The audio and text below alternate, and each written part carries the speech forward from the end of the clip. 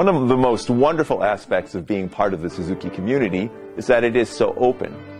In Suzuki land, good ideas are not the sole property of their creator, but rather shared for the betterment of the entire community. Why did we want our children to study music? Why do we still want them to take lessons and practice now? What character qualities are our children developing through practicing their instruments? How are we helping our children develop a love of music?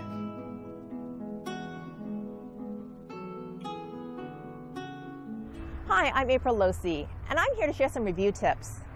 A few years ago, I was teaching a lesson to a 4-year-old boy.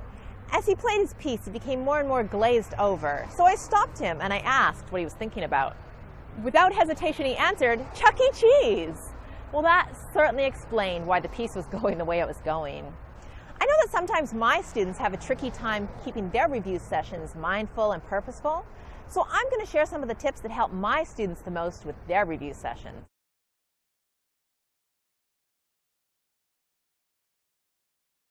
So just to give us a framework for this video, I'm going to give a brief description of a man whose name is Eric Erickson. Who on earth would name their kid Eric Erickson? That is crazy. It sounds like somebody made that name up. Oh, he did make up that name? Oh.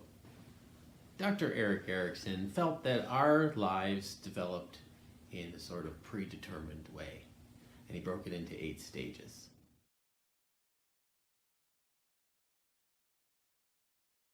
I sit on the couch with a piece of paper and I write down all the beautiful things that I see in their playing. And I'm always amazed that what happens when I take a step back and look at the good. And when they see that I am looking for the good, they rise in confidence and in ability.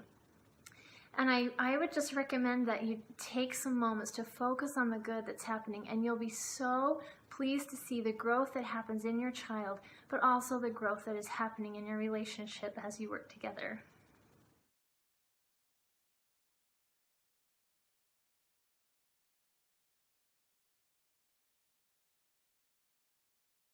Creativity is, for me, one of the most compelling values of the Suzuki method.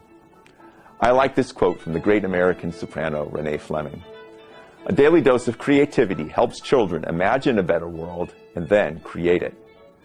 So please, set aside some time in January to join us online for our presentations and discussions about Suzuki parenting. Let's indulge our individual and our collective creativity so that we can help our children imagine and create that better world.